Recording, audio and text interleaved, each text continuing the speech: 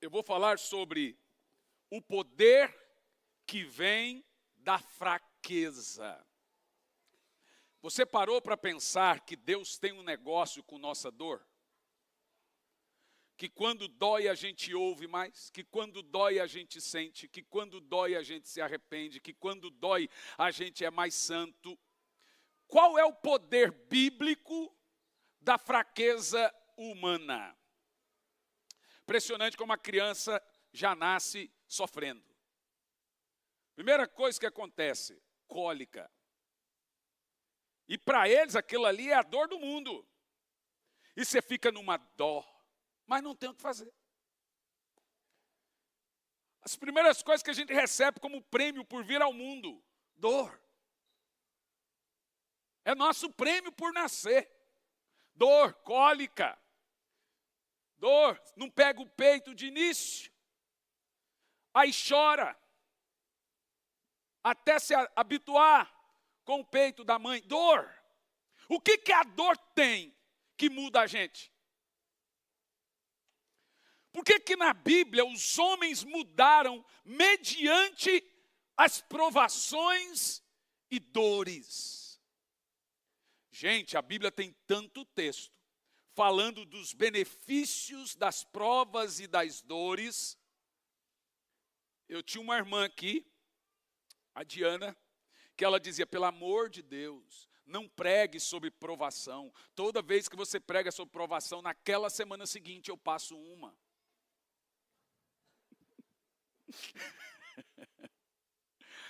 O nosso texto é 2 de Paulo aos Coríntios, capítulo 12, no versículo 1. O poderoso... Vocês estão assistindo na Record a... Fazenda não, a novela de Paulo. Paulo, quer dizer Paulo, os irmãos vigia. Vocês estão assistindo a novela de Paulo? Quem está assistindo aí? Levanta a mão. Acabou? Isso é a prova que eu não assisto novela. Sabia não? Então agora eu vou começar a assistir. Eu gosto de assistir quando acaba, que não fica picando. Ok, me disseram que foi boa. Me disseram que foi interessante. Tem a tarde das licenças poéticas, que a Record dá umas exageradas, mas melhor do que a Fazenda. A vida toda, né? Mas o texto dito por Paulo é assim, ó. Não é conveniente para mim, sem dúvida, gloriar-me. Eu passarei as visões e revelações do Senhor. Ui, que medo. Conheço um homem em Cristo que há 14 anos, se no corpo ou fora do corpo eu não posso dizer, ou se fora do corpo eu não sei dizer, Deus o sabe. Esse tal homem foi arrebatado ao terceiro céu. Quem é o tal homem? Eu sei que tal homem, se no corpo ou fora do corpo eu não sei, mas Deus sabe, foi arrebatado ao paraíso e ouviu palavras indescritíveis que ao homem não é lícito proferir. Gente, eu amo a linguagem da King James. É muito claro, é muito claro. Continuamos. Desse tal homem me gloriarei. Então agora a gente acaba de descobrir que esse homem é Paulo. E ele continua, mas de mim mesmo não me gloriarei, senão nas minhas fraquezas. Olha que coisa estranha. Eu tenho orgulho das minhas fraquezas. Por qual motivo ele diz isso? Porque embora desejasse gloriar-me, eu não seria um tolo, porque direi a verdade, mas agora disto me abstenho, para que nenhum homem pense de mim acima do que vê em mim ou do que ouve de mim. E para que eu não me exaltasse acima da medida, pela abundância das minhas revelações, foi-me dado um espinho na carne, um mensageiro de Satanás, para me esbofetear, para que eu não me exaltasse acima da medida. Eu vou transcrever, parafrasear. Eu sou bom. Eu sou usado, eu sei disso, e Deus me permitiu um espinho para eu não me gloriar disso. Um espinho foi me dado para bater na minha face todos os dias, para que eu não me exaltasse por causa das grandezas das revelações que Deus me deu. Só que você vê que a dor, a luta, a prova, ela tem muitas facetas e muitos motivos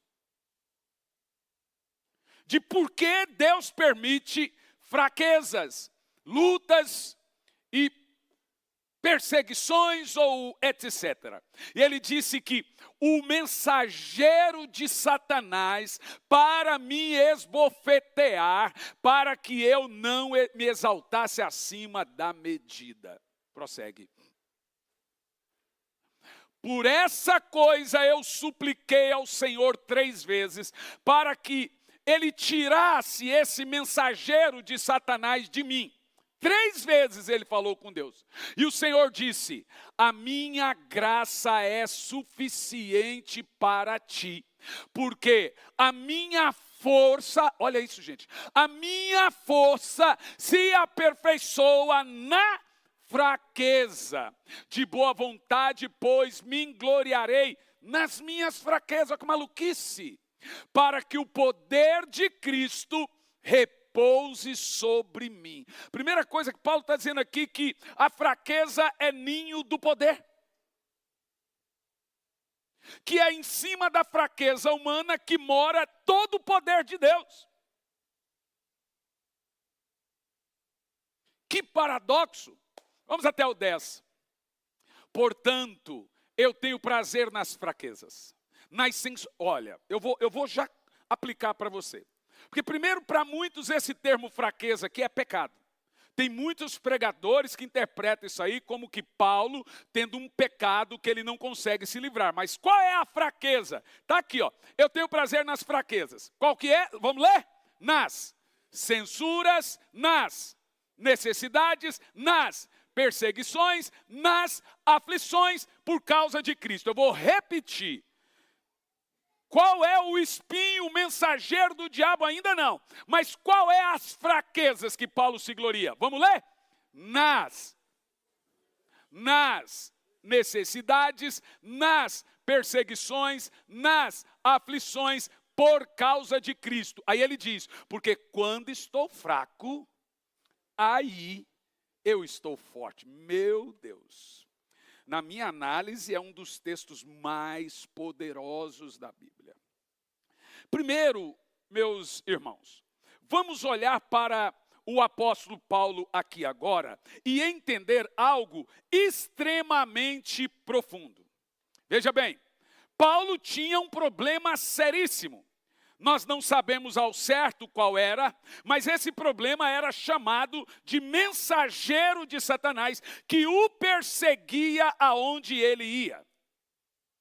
Todos os lugares que Paulo chegava, lá estava o tal de mensageiro de Satanás. E o que ele fazia? Em todo lugar que ele ia, esse mensageiro de Satanás mencionado por ele estava ali, tirando a sua paz. Paulo chama esse mensageiro de Satanás de espinho na carne. Os irmãos se lembram do início do texto. Um espinho na carne, a saber, um mensageiro de Satanás.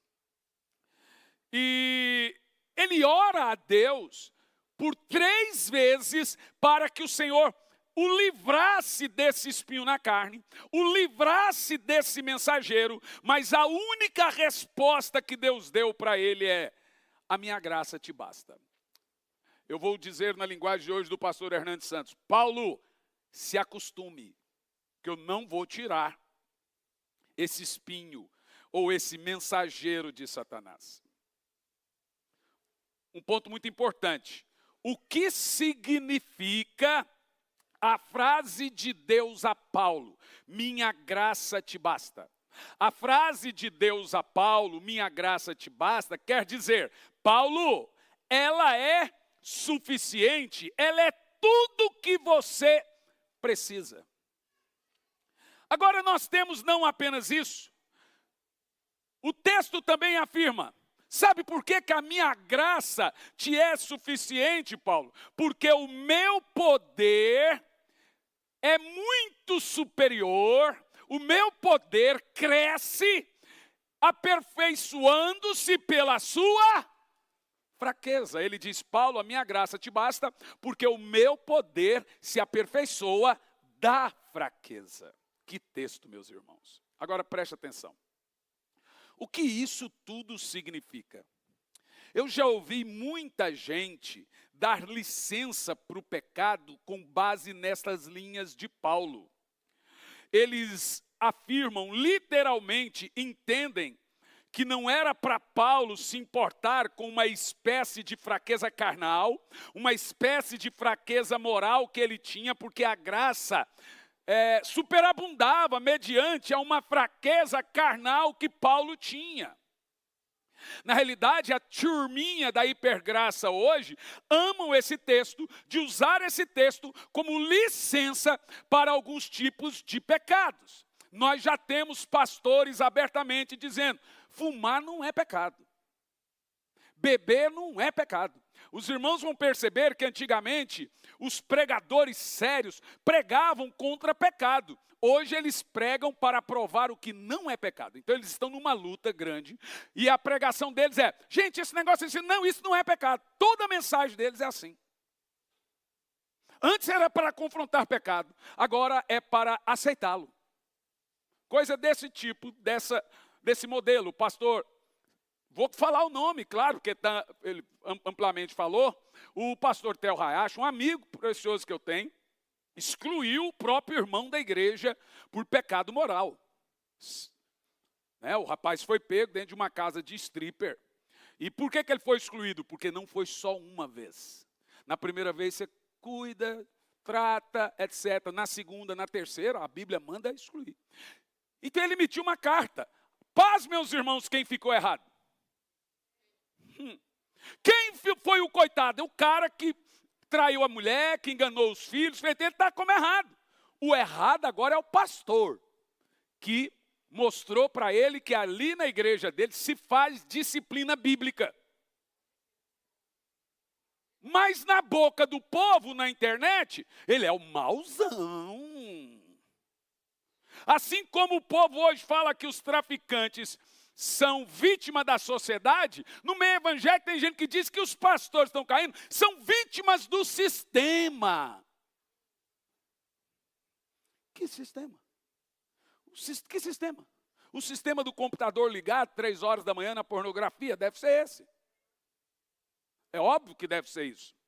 Mas veja, eles pegam esse texto e eles entendem que Deus está dizendo para Paulo, não se preocupe com seu pecado, a minha graça te basta. Essa é a interpretação moderna hoje. E Deus está dizendo, não liga para o que você está fazendo, não fique preocupado se você está pecando ou se sei o quê, pois o meu poder se aperfeiçoa mediante ao seu pecado.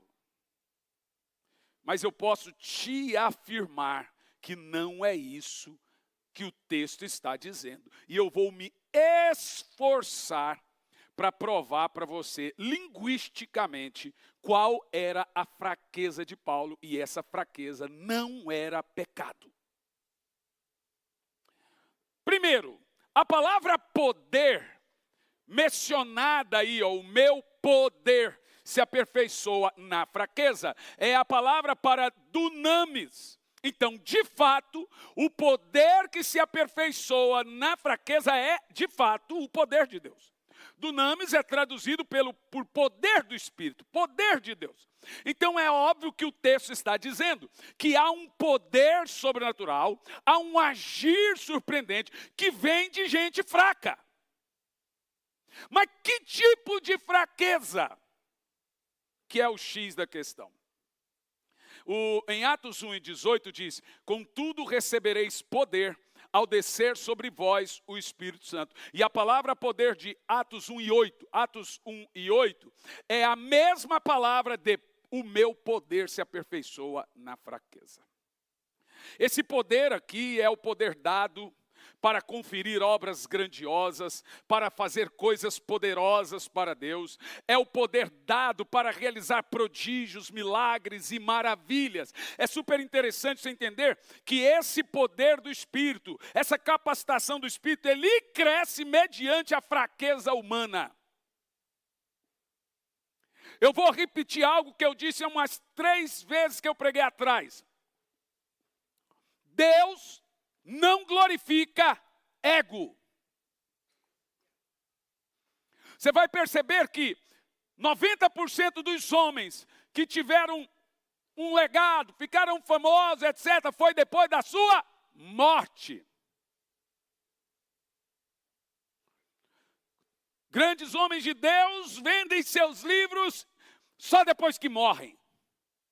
Deus não substitui sua glória.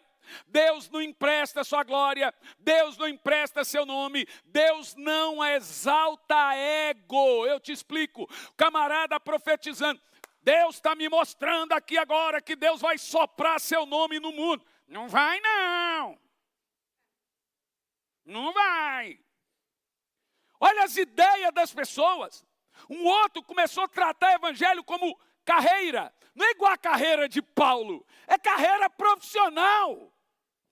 Uai, pastor, então Deus não faz as pessoas ficar famosas? Não. Nós chegamos aonde chegamos, não por causa de nós, mas por causa daquilo que carregamos. Ainda somos vasos de barro carregando coisa preciosa. Então aquilo que você carrega é grande, aquilo que você carrega é precioso. Pode ser de barro, quando fala vaso de barro, mostra fraqueza, debilidade, enfermidade, todo tipo de dor, mas o que você carrega não muda se o vaso é de barro. Que é isso, gente? Então agora eu quero virar um pastor, porque eu vou ficar famoso, vou ter 5 milhões de seguidores na internet. Irmão, lá em casa, pensa, minha esposa e eu, a gente tem um pezinho tão no chão com isso. A gente rejeita convite de igreja de 50 mil membros, mas a gente vai estar pregando uma igreja pequena. Aí o pastor insiste. Fala, pastor, se eu desmarcasse essa igrejinha para ir na sua, você confiaria em mim? Tem hora que dá uma dor, um evento. Primeiro que eu não gosto de pregar em evento. Já começa errado. É vento. E aquela multidão, Sérgio, 10 mil pessoas, 15 mil. Aí você está ali, a hora que você abre a agenda no computador, está lá a igreja, tem 400 pessoas. Você fala, meu Deus. Ô Senhor, deixa eu ir na outra. Por que Deus vai deixar? O que passa disso é ego. Só que a gente vai aprendendo, a gente vai acostumando, a gente vai entendendo que o mais importante... Irmãos, eu prego hoje igrejas que eu prego há 25 anos atrás. Porque a gente sempre priorizou a amizade com o pastor, ir lá, conversar, fazer amizade, rir, brincar, etc. E a gente sempre volta. Já aconteceu? Já. Quando é amigo que eu estou na agenda, falou, cara, lá de tal lugar tem uma igreja que eu nunca fui. Eu tinha muita vontade de ir, e o convite veio na mesma data que a sua. Se é amigo, cara, então vamos transferir para a próxima semana que vem. Minha netinha foi nascer agora. E eu ia pregar, né? Lá, né? Esse lugar aí, ó. Uberlândia. Eu liguei para o pastor, uma igreja gigante. Falei, cara, é o seguinte, se você falar que eu tenho que ir, eu vou. Eu tenho uma aliança com você, uma agenda com você, e eu não vou desmarcar. E se eu for, eu vou com toda alegria, não vou de burro, não. Mas a minha neta nasceu e eu não vim ainda. Eu não vi a minha neta. Se você falar, vamos fazer a outra semana seguinte, nossa, eu vou ficar feliz, mas também vou ficar feliz de ir. Funcionou. Glória a Deus pelos irmãos. Mas sabe o que eu estou dizendo a você? Eu fico vendo ministérios, cantores, pregadores, vislumbrando com o passageiro, um vislumbre, uma vaidade, uns testemunhos. Deus me soprou, Deus não sopra não! Se Deus está levando você, se sua agenda está cheia, põe a sua cabecinha na fronha orando e diga, meu Deus, eu devo estar carregando um negócio muito poderoso. Todo mundo me chamando, o que eu estou carregando que eu tenho que entregar? Deus não está querendo aumentar seus seguidores no Instagram, vai acontecer. Mas Deus nem passa na cabeça de Deus, vou dar 5 milhões no Instagram. Não vai não, irmãos. Nesse ponto nós precisamos compreender qual é a ideia. Por que quando Deus encontra pessoas que sabem da sua fraqueza, que estão cientes da sua dor. Uma das coisas que eu gosto de um grande amigo meu, que é o Vitor Hugo.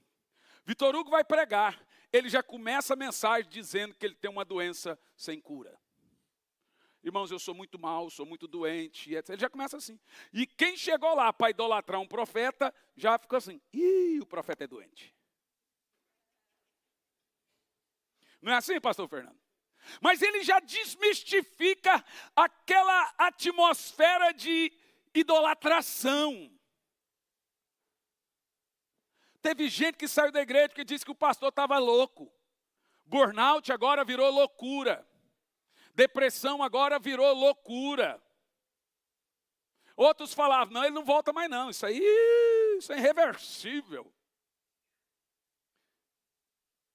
Tem gente que não consegue ver a fraqueza do pastor, a fraqueza do irmão, da irmã. Você precisa entender que Deus tem um negócio em pôr os sonhos, em pôr o ministério dentro de um ninho chamado fraqueza e desenvolver o poder dele, o ministério dentro desse ninho chamado fraqueza. É isso que Paulo está dizendo. Deus disse, Paulo, o meu poder melhora com a sua dor. Gente, isso é muito esculhambador. Deus diz com todas as palavras, Paulo, quanto mais dor você sentir, menos arrogante você será. Gente, olha o tamanho desse homem. Ele era de cidadania grega, de cidadania romana, de cidadania judia.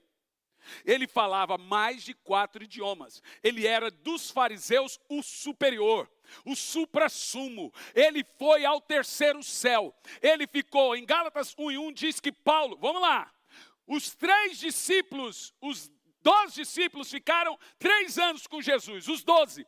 Paulo ficou com Jesus sozinho 3 anos.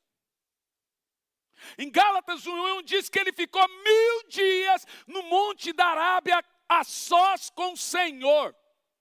E ele afirma que recebeu do próprio Deus aquilo que ele ensinava. Porque o que eu ensinei a vós, diz ele, foi Deus quem me ensinou. Foi o próprio Cristo, pessoalmente, que me ensinou. Quer ver? Vamos ler isso aí. 1:1. Paulo, apóstolo, homem nem por homem algum, restou dos mortos. Vamos lá, vamos ler. Todos os irmãos que estão comigo, as igrejas da Galácia, Grécia. Graça e paz sobre todos. Nosso Senhor, tá bom, Paulo, já sabemos. Sim. O qual deu por nossos pecados conforme a sua vontade. O capítulo 1. Pode ir. Qual que é o verso? É 1 e... Veja aí para mim que eu leio direto o texto, para a gente não ler o capítulo todo. O que eu acho mais impressionante, deixa o texto, a gente vai ler o versículo direto, senão tem que ler o capítulo todo. O que eu acho mais impressionante na vida de Paulo, primeiro, ele sabia que ele era bom. Olha a fala de Paulo. É Gálatas 1:1. Mas eu acho que nós lemos 1:1. Aí, porque nem recebi do homem, nem me ensinaram, porém mediante a revelação de Jesus Cristo. Mas é 12. É 12, tá? Agora, presta atenção no que eu vou te dizer aqui. Paulo sabia quem ele era. Paulo afirma: eu fui ao terceiro céu. Eu vi coisas que eu não tenho coragem de contar. Eu tive revelações do Senhor que quase ninguém teve. Eu vi Jesus. Ele defende seu apostolado, porque para ser apóstolo tem que ter visto Jesus. E Paulo diz: eu vi. Eu estive com ele no Monte da Arábia. É só pegar esse texto. Que esteve com Jesus no Monte da Arábia. Está aí dentro do capítulo. Agora, sabe o que me impressiona? Que Paulo também fazia um exercício descomunal para não ser orgulhoso. Ele exercitava o seu ego para ele não ser orgulhoso. Ele diz: e para que eu não me ensoberbecesse por causa das revelações que me foi dado, foi colocado em mim um espinho na carne. Por quê? Por quê? Porque ele tinha um pouquinho assim de orgulho.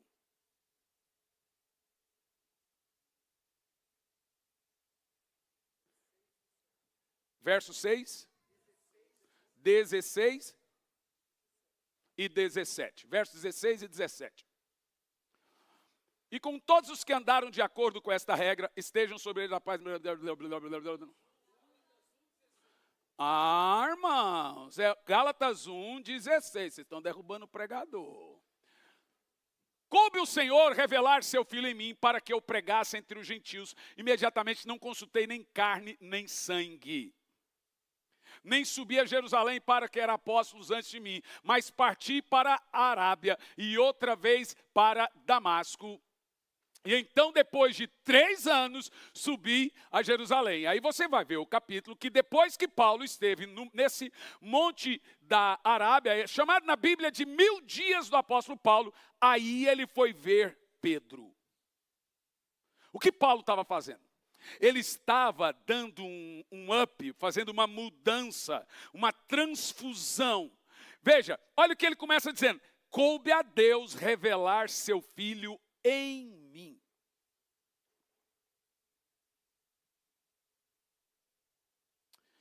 Agora vamos lá.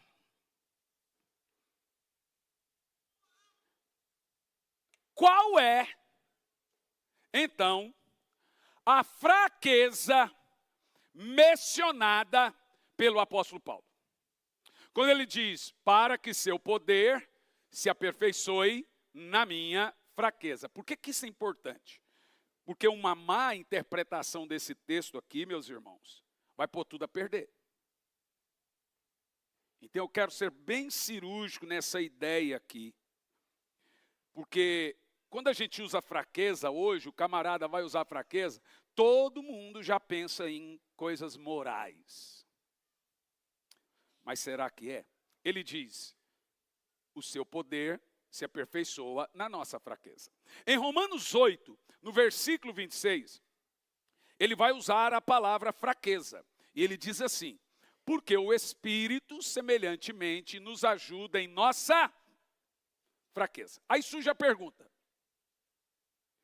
qual é a fraqueza que o Espírito está me ajudando? Qual é a fraqueza que Paulo disse, que o Senhor afirmou que não iria tirar dele? Como é que isso pode ser um pecado? O Senhor chegou: não vou tirar de você esse pecado, não. Que fraqueza é essa? Que claramente é onde o poder do Espírito Santo mora. O Espírito Santo cresce e mora nessa fraqueza. É onde o Espírito Santo está me ajudando. Essa fraqueza mencionada por Paulo é aquela que joga você no chão, de joelho e em lágrimas. Seja honesto, irmão. Uma oração com lágrima é muito mais poderosa do que uma oração seca. Você tem a sensação muito mais poderosa que o Espírito Santo está ali com você. É claro. Agora veja, é dentro dessa fraqueza que o Espírito Santo se aperfeiçoe. E tem mais. Olha o que Paulo fala no verso 9. No verso 9 do texto base. Ele diz assim, ó. De boa vontade, me gloriarei nas minhas fraquezas. Para quê? Para que sobre mim repouse o poder de Cristo. Gente, é possível isso aqui ser pecado? Me gloriarei no meu vício de pornografia? Me gloriarei nos meus problemas morais? Será que é possível? Porque o que estão dizendo aí é que essa fraqueza é um tipo de pecado e Deus falou, ó, acostuma. Qual é a fraqueza mencionada por Paulo? Vamos aprender? Bom, a palavra fraqueza usada aqui é a mesma palavra fraqueza usada em Romanos 8 e 26. A palavra fraqueza é a palavra grega asteneia. A-S-T-H-E-N-E-I-A. Asteneia. E sabe o que significa essa palavra no grego, quando Paulo usa a palavra fraqueza? 3 coisas. É óbvio que tem uma majoritária, que é o significado, mas tem 3 vertentes a palavra asteneia. Por que que tem? Porque o grego e o hebraico são línguas pobres. Às vezes uma palavra vai dizer 10. E aí, a gente que tem que cavucar para interpretar. Mas, por exemplo, nesse texto, olha que interessante. Quando Paulo diz assim, ó, o seu poder se aperfeiçoa na minha fraqueza. De boa vontade, então me gloriarei nas minhas fraquezas, para que sobre mim repouse o Espírito de Cristo. Palavra número 1, que é o significado da palavra asteneia. Asteneia. Primeiro, falta de força física. Olha que interessante. Segundo, debilidades do corpo. Terceiro, uma dessas é a fraqueza de Paulo. Falta de capacidade requerida para um posto. Vou te dizer, qual é a fraqueza de Paulo? Ou pode ser as 3? Então veja bem, Paulo escreveu esse capítulo, vamos saber qual que é. Ele estava tendo seu apostolado questionado por todos. Eles diziam que ele não era capaz. Os irmãos se lembram que Paulo tinha problema sério de vista? Há muitas cartas que ele diz, consegui escrever pessoalmente, mas ele tinha um escritor que andava com ele.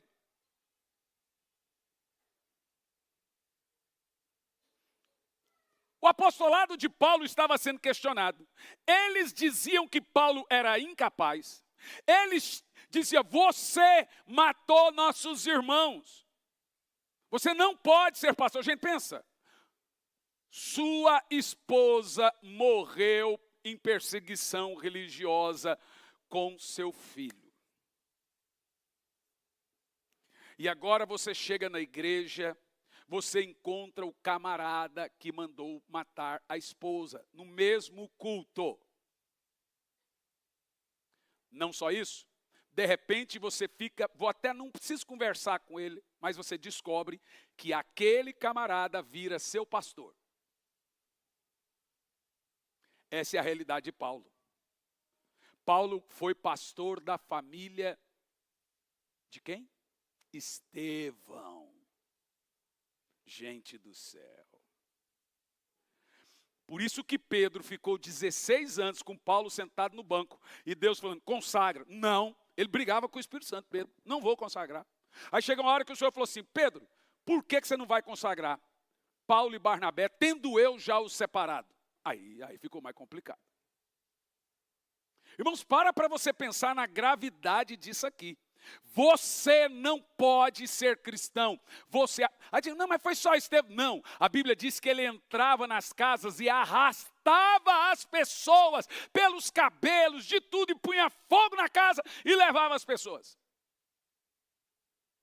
Ele era mau. Só que então, por que Deus decidiu escolher Paulo? Porque ele pensou que estava defendendo o judaísmo. Então ele foi atrás, dizendo que essa seita estava destruindo a religião de Deus. Então na mente dele, ele estava sendo fiel. O que é que o Senhor falou assim, ó? Do jeito que você está fazendo aí, defendendo o judaísmo, importa agora que você faça o mesmo na fé do caminho. Importa que você sofra. Por isso que ele foi o que mais sofreu. O Senhor Jesus diz, porque você perseguiu a igreja do Senhor.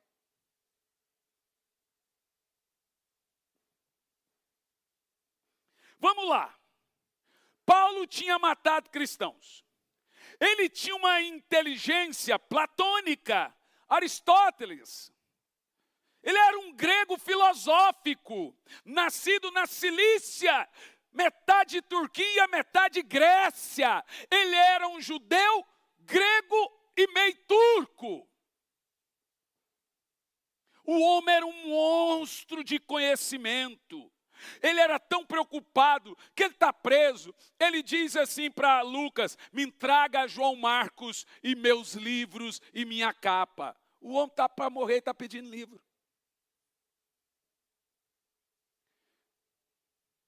Que coisa poderosa é Deus na vida desse homem. Mas ele era incapaz de realizar a obra de Deus. Gente, vamos pensar o seguinte. Se o povo da igreja te manda embora da igreja, é triste. Se o pastor da igreja te manda embora da igreja, é triste. Mas se o dono da igreja, o Senhor, te manda embora da igreja. Paulo foi mandado embora da igreja. Jesus falou assim, ó, vai trabalhar, eu não preciso de você. Porque quando ele se converte com toda a sua capacidade, falou assim, não, eu tenho que ser o líder desse povo. Jesus mandou ele, dá a linha, vai, dá a linha. Você vai aprender que aqui é pela graça, aqui é cruz, não é pela força do braço. Ele ficou 16 anos lá, ó, fazendo tenda e nem esperava fazer mais nada. Mas a maneira como Deus lida com Paulo é sobrenatural. Olha a defesa de Paulo ao seu chamado. Porque o que acontece aqui? A igreja questionava ele, zombava e jogava na cara dele. Não gostavam dele. Verso 11. No versículo 11 do texto original. Tornei-me tolo em gloriar-me. Vós me levastes a isso, me copelistes. Porque eu devia ter... Olha o que Paulo está falando. Eu devia ser recomendado por vocês. Sabe o que Paulo está falando? Você imagina que eu estou aqui, sou um pregador aqui. E está aqui o pastor Samuel, Zé, que cresce. Em vez de eu recomendar o ministério deles, eu faço, ó...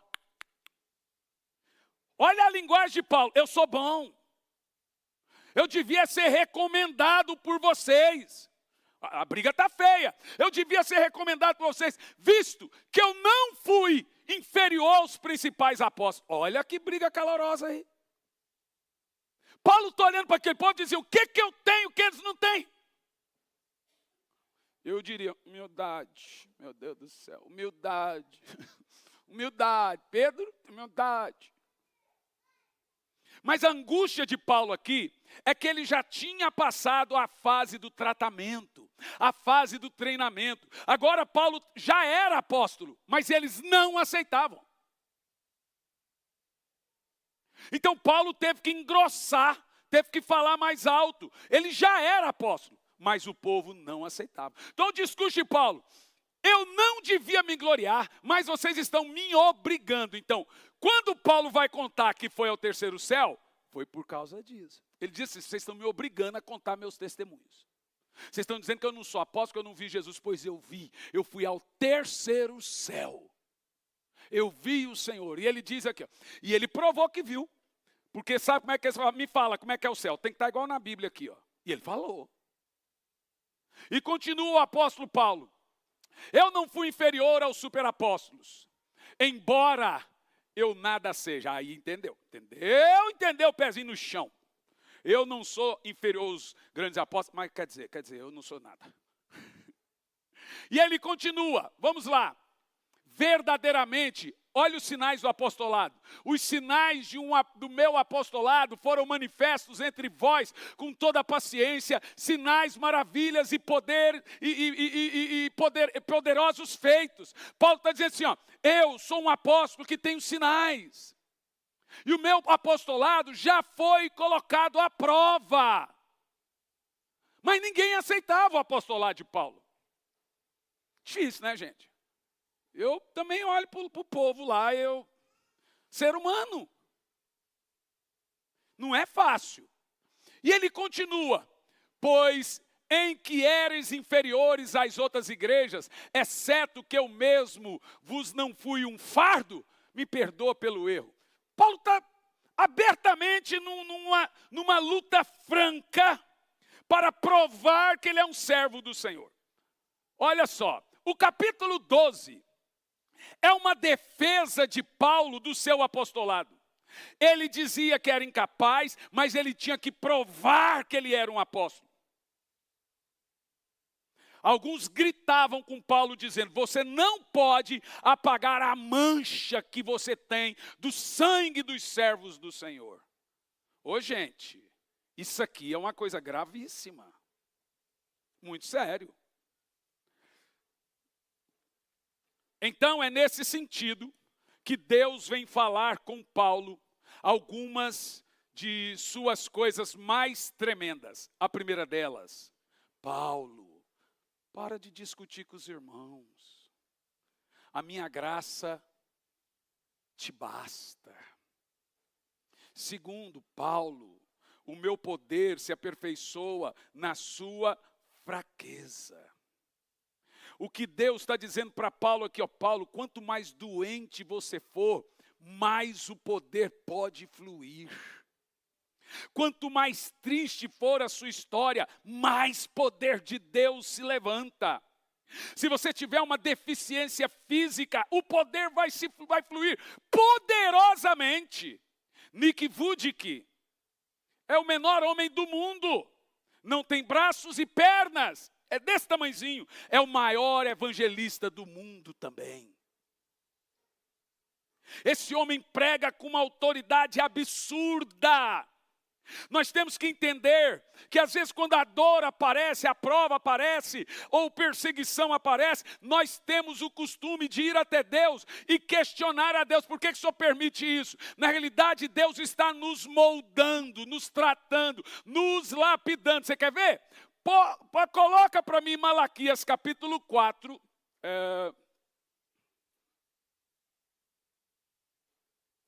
no versículo 1. Não, perdão, Malaquias capítulo 3, versículo 1. Pronto. Uma coisa que eu aprendi sobre o texto. Número 1, a maneira como Deus levantou João Batista para falar do Senhor é uma maneira maluca. O cara morava no deserto, vestia pele, comia animais crus. Era um doido, parecia um gadareno. Dava barbudo, cabelo na cara, tudo. Ele andava pelas ruas, gritando feito um descontrolado. E aqui Malaquias profetiza João. Eu envio o meu mensageiro. Irmão, você talvez não percebeu, mas Deus pode usar o seu momento para que você se torne seu mensageiro. Cuidado com a maneira, com a visão que a gente tem de estereótipo. Cuidado. Uma das coisas que eu aprendi sobre a história de Davi, que Davi foi chamado 2 vezes de um homem segundo o meu coração. A primeira na infância e a segunda depois que ele se arrependeu do pecado. Você entendeu? Olha só, Davi não serviria para ser líder de grupo familiar nessa igreja. Imagina você põe Davi para liderar. Quem é que está liderando? É o irmão Davi, esposa, é a irmã Betseba. Que é que estão te dando conselho? Não serviria. Mas Deus tem um negócio com Davi. Sabe qual é o negócio que Deus tem com Davi? O coração humilde. Davi era virado na humildade. Você não vê rei pedindo perdão, você vê Davi. Você vê Ezequias. Quando ele foi confrontado por Natã, ele não tirou a espada para matar Natã. Quando Saul foi confrontado, ele tirou a espada para matar seu confrontador. Cuidado, meus irmãos. Antes de Deus levantar um grande homem, Ele o quebranta grandemente. E sabe por que o Senhor quebranta? Porque o ego é a maior de todas as desgraças que existem no nosso interior. É ego. Sabe o que é orgulho? Orgulho é o tanto de Lúcifer que tem dentro de nós. E a morte do orgulho é a dor, é a humilhação, é a perseguição, é o diagnóstico ruim. Eu estou aqui para dizer que o Senhor vai gerar colheitas no meio de dor, que o Senhor vai gerar testemunhos no meio de coisas ruins, que o Senhor vai explicar, sem ter que explicar, Ele vai mostrar para você obras grandes, obras poderosas, porque Ele diz aqui: o meu poder se aperfeiçoa na sua dor, na sua fraqueza. É óbvio que essas três coisas são a fraqueza de Paulo. As três deixam muito claro para nós. Pois a revelação bíblica é óbvia. Debilidades físicas. Paulo tinha? Tinha. Aquele senso de inferioridade, porque ele perseguia a igreja do Senhor, Paulo tinha? Paulo era um santo homem de Deus. E eu gostaria de concluir aqui agora, mostrando para nós a realidade do que a Bíblia chama de superabundante graça. Em Romanos 5, no versículo 20, o apóstolo Paulo usa textos que são distorcidos pela pregação moderna. Veja esse texto de Romanos 5 e 20. Além disso, veio a lei para que a transgressão abundasse, pecado abundasse. Mas onde o pecado abundou, então, como se interpreta isso aí? Eu ouvi o pastor pregando essa semana. Peca, peca, peca. Na realidade, a gente tem que pecar muito. A gente precisa pecar muito. Porque quanto mais você peca, mais tem graça. É assim que os caras estão interpretando, gente. Eu, sinceramente, eu fico perguntando como é que vai ser o evangelho daqui a 10 anos. Paulo literalmente disse: sobreveio a lei para ressaltar o pecado, mas onde abundou o pecado, superabundou a graça. Por mais uma vez, muitos entendem esse texto como: não importa o pecado que eu tenho, a graça é maior. Então, aonde o pecado superabundou, que é o significado desse texto? Vamos lá. Disse: o pecado de Davi foi vergonhoso, gente? O pecado de Davi destruiu só ele? Não. Toda a nação. Destruiu a família, destruiu a nação, destruiu a família de Betseba. O pecado superabundou em Davi. E superabundou nos níveis mais nojentos, né? Porque você tem um dos filhos, Amnon, estuprando Tamar. Depois Absalão mata Amnon. E depois Joabe mata Absalão. Só desgraça. Só desgraça. E aí ele tinha 2 filhos só. Ele tinha Salomão e aquele que se juntou com Joabe, fugiu o nome agora, Edonias. E aí ele manda Salomão matar Edonias. Sumiu os filhos. A história de Davi é deplorável. A gente costuma dizer o seguinte, que a gente tem que ter a vida de Noé, né? Noé salvou sua família dentro de uma arca, mas perdeu o mundo todo.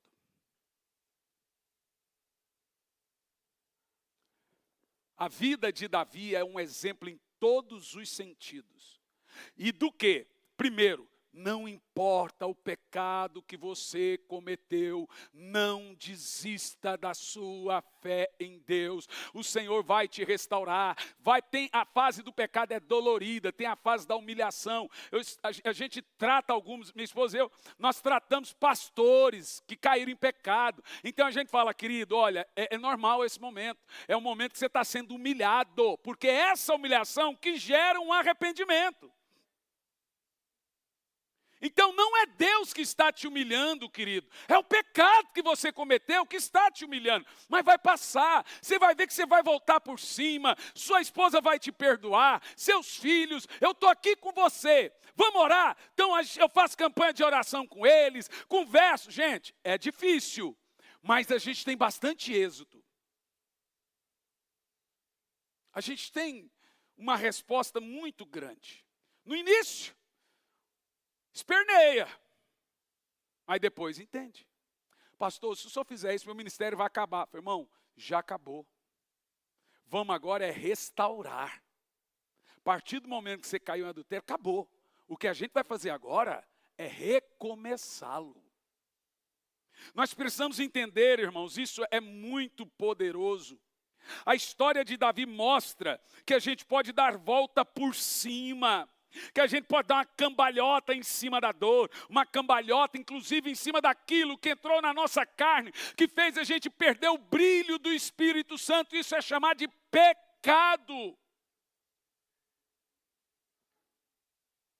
Não importa o nível de pecado que você cometeu, se há arrependimento, haverá perdão.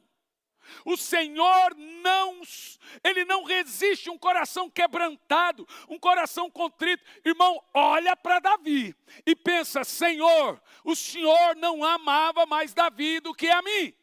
Talvez só tinha umas treta aí com Davi, mas eu quero te dizer, e aí o Senhor vai dizer assim, tá bom, eu dei para Davi algo poderoso, dá para mim o que Davi me dava. O que Davi te dava, Senhor? Um coração quebrantado, contrito, humilde. Ele não ficava lá arrotando o erro. Não, eu fiz por isso, eu fiz por aquilo outro. Não tem pô.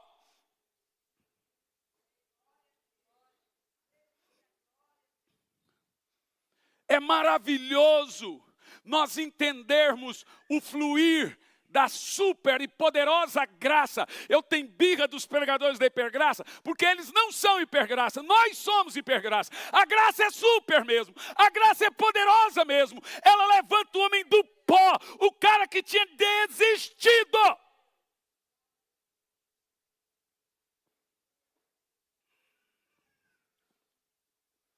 Sabe o que o Senhor estava dizendo para Davi e para Paulo? Davi, ou Paulo, você não pode corrigir tua vida. Não tenta você mesmo consertar tua vida. Você não pode arrumar tua vida. Eu posso. Já percebeu isso? A gente só faz besteira, gente. Cheguei em um desses, falei, queridão, faça a confissão, mas conta tudo. Se você confessar, o Senhor vai te perdoar, vai ter arrependimento, mas se você esconder ou mentir, ao invés de melhorar sua situação, vai piorando. Mas é batata, gente. O cara vai piorando, chega uma hora ele surta, a pessoa vai piorando. Por quê? Aí eu falo, porque você não fez toda a confissão.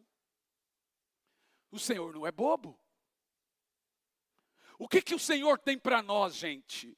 Ele é um pai melhor que nós. Ele tem amor, graça, misericórdia, perdão. Ele tem abraço, tem afago. Mas ele não pode tolerar o pecado. Porque não está na natureza dele.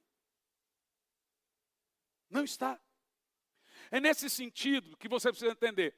O pecado de Davi, Jairo, é o pecado mais nojento de reis na Bíblia. Mais nojento. Mas sabe aonde a graça superamudou? Na genealogia de Davi.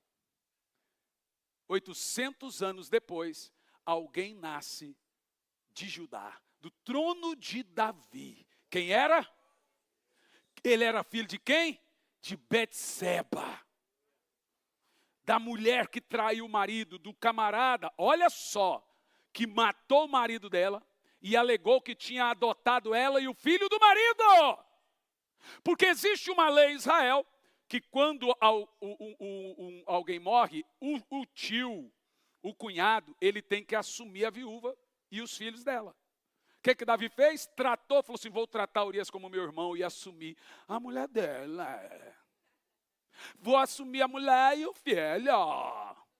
Que é isso? Eu vou parar de falar muito, que Deus não gosta de falar mal de Davi.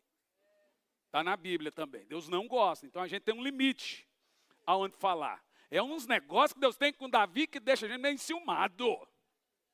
Mas sabe o que é maravilhoso? O que a Bíblia está nos dizendo é, olha para ele. Não, vamos fazer pior. Olha para Adão. Onde abundou Adão, superabundou Cristo. Mas você não entendeu, não? Você não entendeu. Tudo que Adão tentou fazer e não conseguiu, Jesus venceu. Jesus venceu a tentação no deserto. Jesus venceu o diabo em todos os níveis de tentação que você imagina. Porque onde abundou Adão, superabundou Cristo. Isso, vai, irmão, mesmo que seja um só. Mas bata a palma, nem que seja um.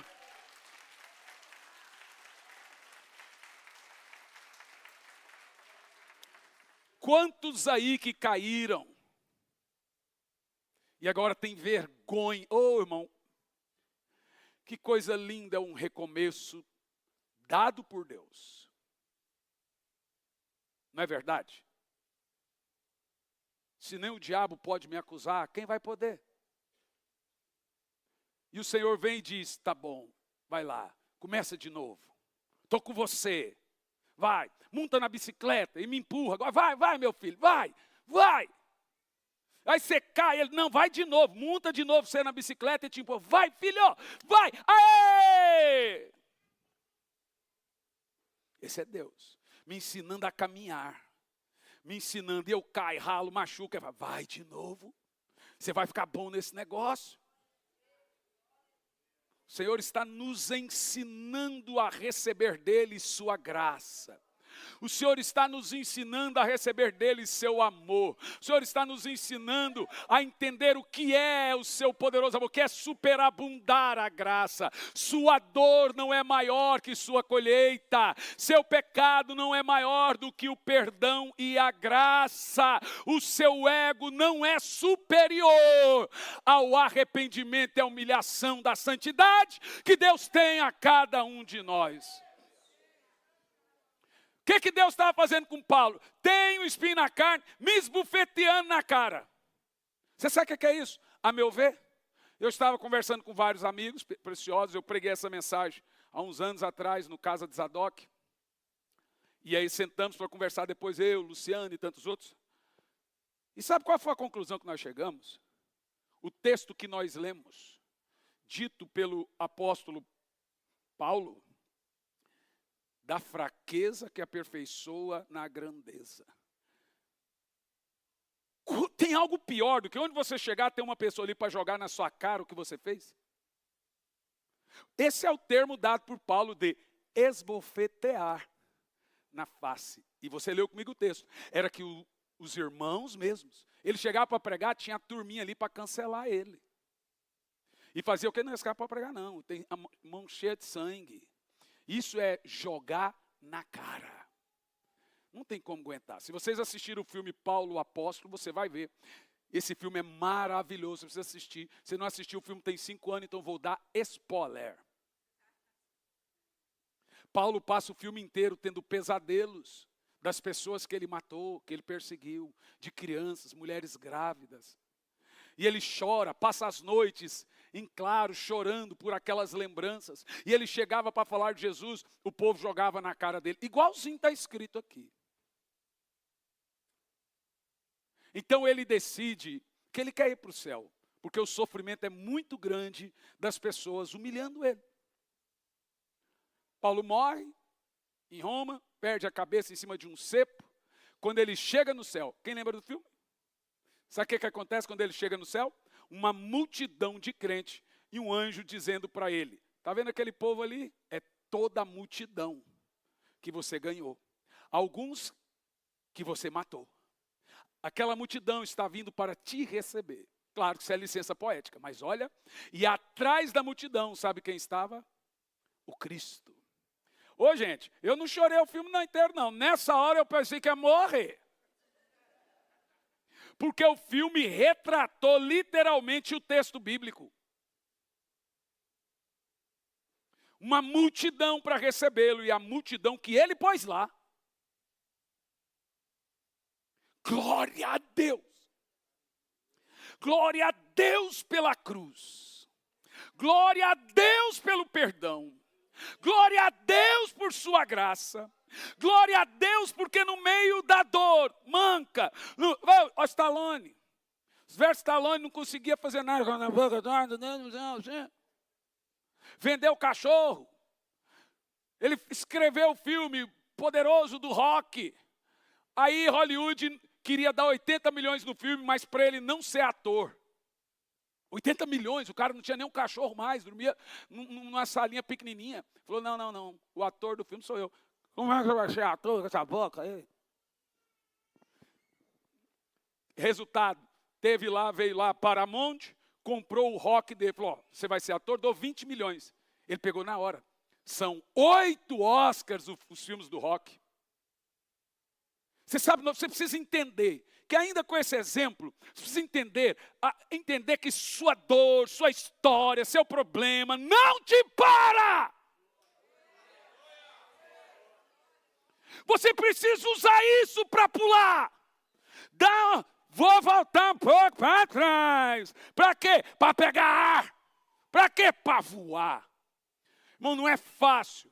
Chegou aqui Luciano Subirá, depois de um culto, de ceia, me trancou numa sala e disse, você vai ficar 4 meses sem vir na igreja. E sem aceitar nenhum convite. E sem pregar. Eu olhei para ele e falei, por quê? Ele falou, porque você está doente. Explodiu em você um burnout, início de uma depressão pesada por estafa. E não se cura assim. Ele disse, eu passei por isso. Se eu sou seu pastor, você vai responder. Vou te falar aqui, ia lá o Fernando, e assim, eu não sei o que, sentava em casa. Toninho, eu só chorava. Chamei o Juliano, falei, Juliano, põe todos os carros à venda. Por quê? Porque eu vou me aposentar. Na hora da dor, passa tudo que é coisa na cabeça. Eu falava um monte de vezes para o João, minha esposa, minha sogra, essa mulher aqui, eu vou te falar. Fecha a igreja. Como é que pode ter uma igreja com um pastor doente? Mas eu não estava doente por palhaçada, malícia, nada. Eu estava doente justamente por ir aonde Deus não me permitiu. Onde Deus não me pediu para exceder o meu limite físico. Ele não pediu. Ele não pediu para fazer 3 viagens, 4 viagens internacionais no mesmo mês, tendo um jet lag. Ele nunca pediu para mim. Ele não falou assim, me dá 1 milhão de almas. É eu que pedi. Há algo para mim que o Senhor vai fazer de forma organizada, não bagunçada. Sabe o que eu fiz? Peguei e tive que pagar para uns que foram para Filipinas, 3, 4. 3 irmãos da nossa equipe foram atender uma cruzada nossa nas Filipinas com 100 mil pessoas. Eu não fui, eles foram. Depois tive também que mandar para o próprio Vitor Hugo em muitas agendas na América Latina. Eu não fui. Os irmãos sabem que eu amo pregar. E eu vendo aquilo, me destruía. Para mim era a dor, está rasgável por dentro. Você tomando remédios fortíssimos. Engordei 10 quilos por causa do remédio. Os irmãos sabem que é remédio de ansiedade, depressão, incha e engorda, etc. Eu ficava na cama, ela ficava do lado. Eu ia lá para baixo, ela vinha do lado. Onde eu ia, ela estava assim. Quando não era ela, era o Jean. Quando eu fui ver, eu acho lá em casa um protocolo suicida. Isso faz com todo mundo. O médico olhou e disse, ele está muito deprimido. Esconda tudo dentro de casa. Eu olhei para o médico e falei, doutor, eu não vou me matar, não. Sou pastor, doutor. Ele falou assim, eu já lidei com muitos que se mataram. E que dizia igual você. Sabe o que Deus fez, irmão? Deus usou minha esposa. Teve que mandar minha filha para a casa da minha sogra. Eu falei, tira ela daqui. Eu não quero que ela me veja assim. É muito difícil para mim. Mas sabe o que Deus fez? Usou minha filha para me curar.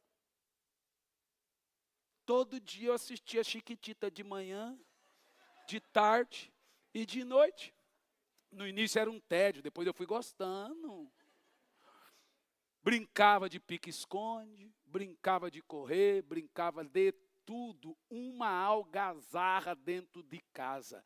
4 meses com a minha esposa e minha filha dentro de casa. Falei, gente, quando ela falou assim, a primeira igreja que eu fui pregar foi a maior do Brasil, que é a Batista da Lagoinha. Pensa só. Falei, Gi, eu não estou bem, não estou 100%, então eu vou só pregar e você entra no teclado e faz a muvuca, tá? Fui pregar, minha esposa falou assim, meu marido não pode ir. Aí para piorar, quando eu estava bem, eu estou pregando em Fortaleza, meu intestino vira e dá um nó. Eu tinha que fazer uma cirurgia em no máximo 3 horas, senão eu ia ter falência múltipla de órgãos internos. Isso me destruiu, eu já estava pregando. Quando foi para eu ir, minha esposa falou, meu marido não pode ir pregar. E o pessoal da Lagoa falou, não, nós vamos esperar até o último dia. Ô, irmão, deixa eu falar para você uma coisa.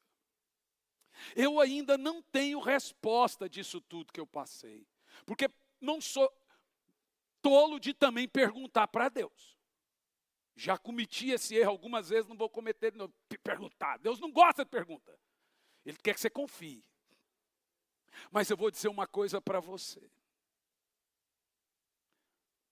Uma das coisas que minha esposa e eu aprendemos é que Deus não pediu sua saúde como sacrifício.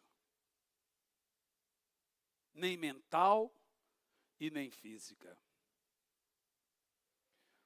Aprenda o que eu vou te dizer aqui.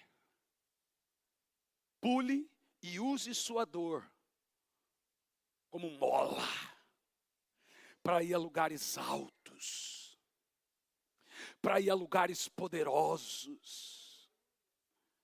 A gente chega lá e vai visitar meu pai, 82 anos. Ele já está assim, ó. Não fala mais, não anda, não movimenta desse jeito. Eu sempre, porque eu prego muito em Brasília, eu vou lá e eu fico olhando para ele não me diz nada, eu também não digo nada e a lágrima rolando. Por quê que a gente tem que perguntar por quê? Apenas confie. Apenas deixa Ele te guiar. Se morrer e for para o céu, chega lá e Ele te conta. Mas deixa o Senhor guiar você. Porque o seu poder se aperfeiçoa na fraqueza, na dor. Aleluia. Eu sinto que é uma noite de um recomeço para muita gente. Oh, você sente isso? Vamos, fique em pé no seu lugar. Oh, glória a Deus. Deus é muito bom, gente. Aí deixa eu te contar um negócio.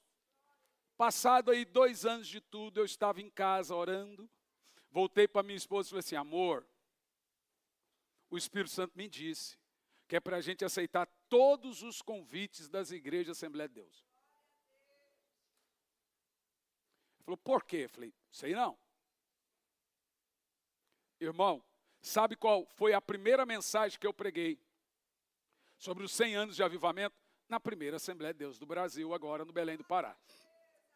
E a hora que eu estava pregando, aquela igreja linda, 114 anos, o Espírito Santo falou assim, você percebeu? É simbólico. Você está pregando o avivamento na igreja de 114 anos, onde nasceu um avivamento nacional.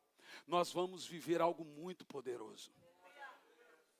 Mas a gente tem que aprender a falar, Senhor, me leva onde o Senhor quer. Não vou questionar, não vou brigar, mas me conduza, Senhor, nas tuas asas.